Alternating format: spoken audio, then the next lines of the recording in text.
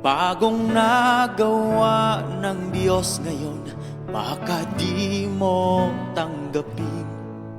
Kaiba ngunit hiling ko, huwag ipakita likas na ugali mo. Wala kang mapapala sa pakikipagtalo, kundi sa mahinahong usapan lamang. Dahil yaon lamang sabik sa katuwiran ang magtatamo ng katotohanan, at matatapat lamang ang maliliwanagan. Kanyang gagabayan, kanyang gagabayan.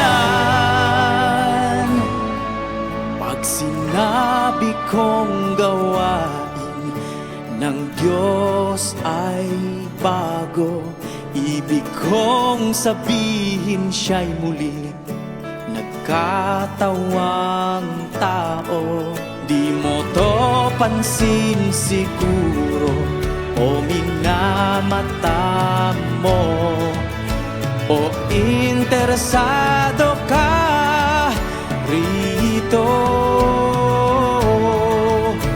Ano at anuman, lahat ng nasa sabik na makita ang Diyos, sana'y mag-isip-isip. Pinakamabuting huwag magpadalos-dalos, ito ay katalinuhan. Dahil yaon lamang sabik sa katuwiran ang magtatamo ng katotohanan, at matatapat lamang ang maliliwanagan. Kanyang gagabayan, kanyang